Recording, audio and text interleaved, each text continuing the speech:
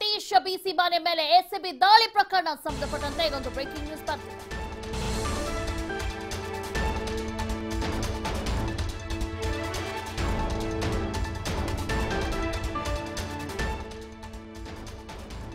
ಸತೀಶ್ ಬಿಸಿ ಮನೆ ಮೇಲೆ ಎಸಿಬಿ ದಾಳಿ ಪ್ರಕರಣ ಸಂಬಂಧಪಟ್ಟಂತೆ ಈಗ ಎಸಿಬಿಯಿಂದ ಪೂರ್ವ ನಿಯೋಜಿತ ದಾಳಿ ನಡೆದಿರುವ ಶಂಕೆ ಇದೆ. ಮಾಜಿ ಸಚಿವ ರಮೇಶ್ ಜಾರಕಿಹೊಳಿ ಪಿಎಸ್ ಆಗಿರುವ ಸತೀಶ್ ಬಿಸಿ ಮನೆ ಮೇಲೆ ಇವತ್ತು ಎಸಿಬಿ ದಾಳಿಯನ್ನ ನಡೆಸಿದೆ. ರಮೇಶ್ ಜಾರಕಿಹೊಳಿಯನ್ನ ಕಟ್ಟಿ ಹಾಕಲು ಸರ್ಕಾರ ಎಸಿಬಿ ಅಸ್ತ್ರವನ್ನ ಬಳಕೆ ಮಾಡಲಾಗಿದೆ ಅನ್ನೋ ಶಂಕೆ ಇದೆ. ಈಗ ಪಿಎಸ್ ಮನೆ ಮೇಲೆ ದಾಳಿ ಮಾಡುವ ಮೂಲಕ ರಮೇಶ್ನ ಕಟ್ಟಿ ಹಾಕಲು ಈಗ ಸರ್ಕಾರ ಯತ್ನ ಮಾಡ್ತಾ ಇದೆ ಅಂತ ಹೇಳಲಾಗ್ತಾ ಇದೆ.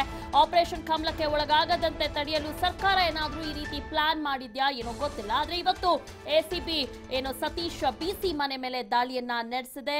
ಮಾಜಿ ಸಚಿವ ರಮೇಶ್ ಜಾರಕಿಹೊಳಿ ಪಿಎಸ್ ಆಗಿದ್ದಾರೆ. ಸತೀಶ್ ಅವರ ಮನೆ ಮೇಲೆ ಏನಿವತ್ತು ಎಸಿಬಿ ಅಸ್ತ್ರವನ್ನ ಬಳಕೆ ಮಾಡಿದ್ದಾರೆ. ರಮೇಶ್ ಜಾರಕಿಹೊಳಿಯನ್ನ ಕಟ್ಟಿ ಹಾಕಲು ಸರ್ಕಾರ ಈ ತಂತ್ರವನ್ನ ಎಣೆದಿದೆ ಅಂತ ಹೇಳಲಾಗ್ತಾ ಇದೆ.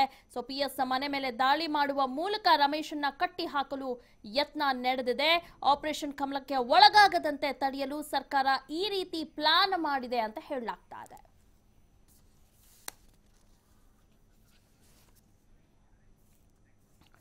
ಓಕೆ, ಈ ಬಗ್ಗೆ ಹೆಚ್ಚಿನ ಮಾಹಿತಿಯನ್ನ ನೀಡ್ತಾರೆ ನಮ್ಮ ಪ್ರತಿನಿಧಿ ದತ್ತರಾಜ್.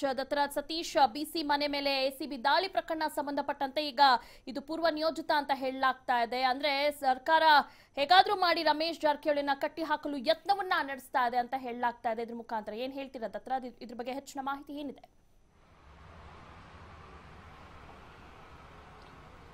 ದಿವ್ಯಾ, ಏನಂತಂದ್ರೆ ಲೋಕಸಭೆ ಚುನಾವಣೆಗೂ ಮುಂಚೆನೆ ಈ ಒಂದು ದಾಳಿ ನಡೆದಿದೆ ಅಂತ ಹೇಳ್ಬೋದು.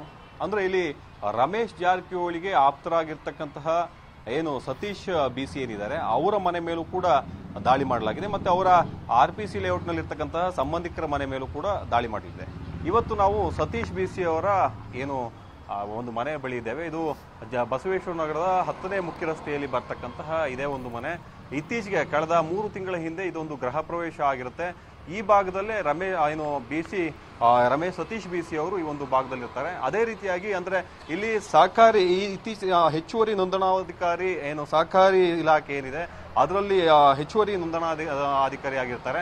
ಮತ್ತೆ ಈಗ ಎಸಿಬಿ ಅಧಿಕಾರಿಗಳು ಈ ಒಂದು ಭಾಗಕ್ಕೆ ಬಂದು ದಾಳಿಯನ್ನು ಕೂಡ ಮಾಡಿದ್ದಾರೆ. ಸಾಕಷ್ಟು ಪ್ರಮಾಣದ ಹಣವೂ ಕೂಡ ಲಭಿಸಿದೆ. ಮತ್ತೆ ಅದಲ್ಲದೆ ಅವರ ವೀರಶೈವ ಕೋಆಪರೇಟಿವ್ ಸೊಸೈಟಿ ಮತ್ತೆ ಏನಿದೆ ಅದರಲ್ಲಿ 3 ಅಕೌಂಟ್ಗಳಿದಾವೆ. ಆ ಅಕೌಂಟ್ಗಳಲ್ಲಿ ತಲಾ 33-34 ಲಕ್ಷ ಅಂತ ಹೇಳಿ ಇದೆ. ಒಟ್ಟು ಟೋಟಲ್ 1,25,25 ಲಕ್ಷದಷ್ಟು ಅಮೌಂಟ್ಗಳು ಕೂಡ ಈ ಒಂದು ಭಾಗದಲ್ಲಿ ದೊರೆತಿದ್ದು. ಮತ್ತೆ ಉಳಿದಿರ್ತಕ್ಕಂಥ ಹಣಗಳು ಕೂಡ ಅಂದ್ರೆ ಏನು ಒಂದು 40ರಿಂದ 50 ಲಕ್ಷದವರೆಗೂ ಕೂಡ ಅಮೌಂಟ್ಗಳು ಕೂಡ ದೊರೆತಿದ್ದಾವೆ. ಒಟ್ಟಾರೆಯಾಗಿ ಹೇಳೋದಾದ್ರೆ ಈ ಒಂದು ದಾಳಿ ಅಂದ್ರೆ ಪೂರ್ವ ನಿಯೋಜಿತ ಅಂತಾನೆ ಹೇಳ್ಬೋದು. ಅಂದ್ರೆ ಈ ಇತ್ತೀಚಿನ ದಿನಗಳಲ್ಲಿ ಉಮೇಶ್ ಜಾಧವ್ ಕೂಡ ಏನು ಕಾಂಗ್ರೆಸ್ ತೊರೆದು ನೇರವಾಗಿ ಏನು ಬಿಜೆಪಿಯ ತೆಕ್ಕೆಗೆ ಹೋಗಿದ್ರು. ಅದಾದ ಬಳಿಕ ಮತ್ತೆ ಉಳಿದಿರ್ತಕ್ಕಂತಹ ಆನಂದ್ ಸಿಂಗ್ ಇರಬಹುದು ಮತ್ತೆ ಈ ಬೇರೆ ಬೇರೆ ಶಾಸಕರು ಕೂಡ ಈ ಒಂದು ಭಾಗದಲ್ಲಿ ಅಂದ್ರೆ ನೇರವಾಗಿ ಎಲೆಕ್ಷನ್ ನಂತರದಲ್ಲೂ ಅಥವಾ ಎಲೆಕ್ಷನ್ ಮುಂಚೆನೂ ಕೂಡ ಹೋಗುವಂತಹ ಸಾಧ್ಯತೆಗಳು ಕೂಡ ಇದಾವೆ. ಆ ಕಾರಣಕ್ಕೋಸ್ಕರ ಅವರನ್ನ ಕಟ್ಟಿ ಹಾಕುವಂತಹ ಒಂದು ಕೆಲಸವನ್ನು ಕೂಡ ಈಗಾಗಲೇ ಮಾಡಲಾಗ್ತಾ ಇದೆ. ರಮೇಶ್ ಜಾರಕಿಹೊಳಿ ಅವರ ಒಂದು ಏನು ಕುದುರೆಯನ್ನ ಕಟ್ಟಿ ಹಾಕುವಂತಹ ಉದ್ದೇಶದಿಂದ ಈ ರೀತಿಯಾಗಿ ಎಲ್ಲಾ ರೀತಿಯ ಪ್ರೀ ಪ್ಲಾನ್ ಇಂದ ಸರ್ಕಾರ ಮಾಡಿದ್ಯಾ ಅನ್ನೋ ಒಂದು ಅನುಮಾನವೂ ಕೂಡ ಕಾಡ್ತಾ ಇದೆ. ಒಟ್ಟಾರೆಯಾಗಿ ಹೇಳೋದಾದ್ರೆ ಇವತ್ತು ಬೆಳ್ಳಂಬೆಳಿಗ್ಗೆ ನಡೆದಂತಹ 2 ಅಧಿಕಾರಿಗಳು ಮಂಜುನಾಥ್ SV ಸಹಾಯಕ ಕಂದಾಯ ಅಧಿಕಾರಿ JB ನಗರ ಉಪವಿಭಾಗ ಮತ್ತೆ ಸತೀಶ್ ಬಿಸಿ ಹೆಚ್ಚುವರಿ ನೋಂದಣಾಧಿಕಾರಿ ಏನು ಬೆಂಗಳೂರು ಏನು ಸಹಕಾರಿ ಇಲಾಖೆ ಇವರ ಮನೆ ಮೇಲೂ ಕೂಡ ದಾಳಿ ನಡೆಸಲಾಗಿದೆ. ಸಾಕಷ್ಟು 7-8 ಕಡೆಯೂ ಕೂಡ ದಾಳಿ ಮುಂದುವರೆದಿದೆ ಅಂತಾನೆ ಹೇಳ್ಬೋದು. ಸಂಜೆಯವರೆ ಒಳಗಾಗಿ 3 ಗಂಟೆವರೆಗೂ ಕೂಡ ದಾಳಿ ನಡೆಯುತ್ತೆ. ಮತ್ತೆ ಈಗಾಗಲೇ ಕಡತಗಳ ಪರಿಶೀಲನೆಯೂ ಕೂಡ ಬರ್ದಿಂದ ಸಾಗ್ತಾ ಇದೆ. ಮತ್ತೆ ಈಗ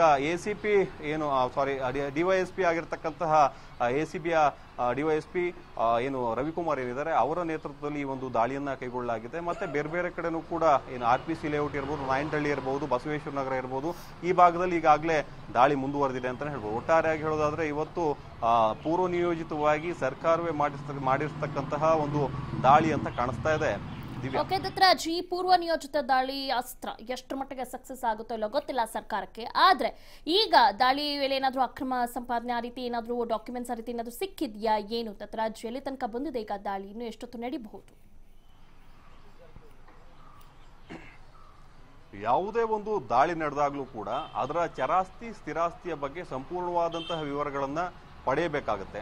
ಅದೇ ರೀತಿಯಾಗಿ ಎಸಿಬಿ ಅಧಿಕಾರಿಗಳು ಚರಾಸ್ತಿ ಅಂತ ಹೇಳಿದ್ರೆ ಚಿನ್ನ, ಬೆಳ್ಳಿ ಮತ್ತೆ ಒಡವೆಗಳು ಏನಿರ್ತವೆ ಅದು ಚರಾಸ್ತಿಗಳಾಗಿರ್ತವೆ, ಅದರ ಬಗ್ಗೆ ಲೆಕ್ಕಾಚಾರಗಳು ಕೂಡ ಈಗ ಮಾಡಲಾಗುತ್ತೆ. ಅದಾದ ಬಳಿಕ ಸ್ಥಿರಾಸ್ತಿ ಅಂದ್ರೆ ಎಲ್ಲೆಲ್ಲಿ ಪ್ರಾಪರ್ಟಿಗಳಿದಾವೆ, ಬೇನಾಮಿ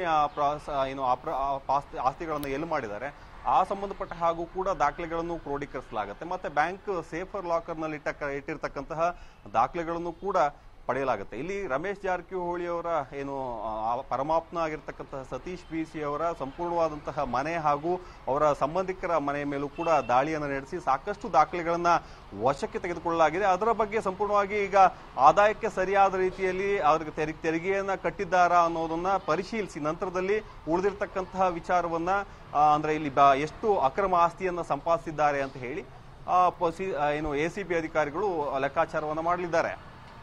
ಓಕೆ ದತ್ತರಾಜ್, ಧನ್ಯವಾದಗಳು ತಮ್ಮ ಮಾಹಿತಿಗಾಗಿ.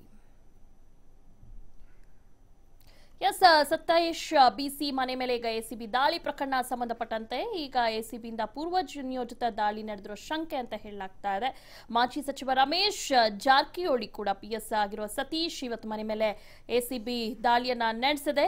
ರಮೇಶ್ ಜಾರಕಿಹೊಳಿಯನ್ನ ಕಟ್ಟಿ ಹಾಕಲು ಸರ್ಕಾರ ACB ಅಸ್ತ್ರವನ್ನ ಬಳಕೆ ಮಾಡಿದೆ ಅಂತ ಹೇಳಲಾಗ್ತಿದೆ. ಬೆಳಗ್ಗೆಯಿಂದಲೂ ಕೂಡ ದಾಳಿಯನ್ನ ಮುಂದುವರಿಸಿದ್ದಾರೆ ಅಧಿಕಾರಿಗಳು. PS ಮನೆ ಮೇಲೆ ದಾಳಿ ಮಾಡುವ ಮೂಲಕ ರಮೇಶ್ನ ಕಟ್ಟಿ ಹಾಕಲು ಈ ಯತ್ನವನ್ನ ನಡೆಸಿದೆ. ಯಾಕಂದ್ರೆ ಲೋಕಸಭಾ ಚುನಾವಣೆ ಹತ್ರ ಬರ್ತಿರೋದ್ರಿಂದ ಎಲ್ಲೋ ಒಂದ್ ಕಡೆ ಮೈತ್ರಿ ಸರ್ಕಾರಕ್ಕೆ ಇದ್ರ ಮೇಲೆ ಎಫೆಕ್ಟ್ ಆಗಬಾರ್ದು ಅನ್ನೋ ನಿಟ್ಟಿನಲ್ಲಿ ಸರ್ಕಾರ ಈ ತಂತ್ರವನ್ನ ಎಣೆದಿದೆ.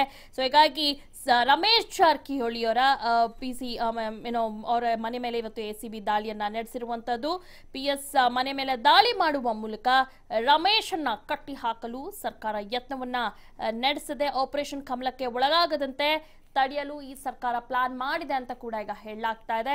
ಹೀಗಾಗಿ ಇವತ್ತು ಸತೀಶ್ BC ಅವರ ಮನೆ ಮೇಲೆ ದಾಳಿಯನ್ನ ನಡೆಸಿದೆ ACB.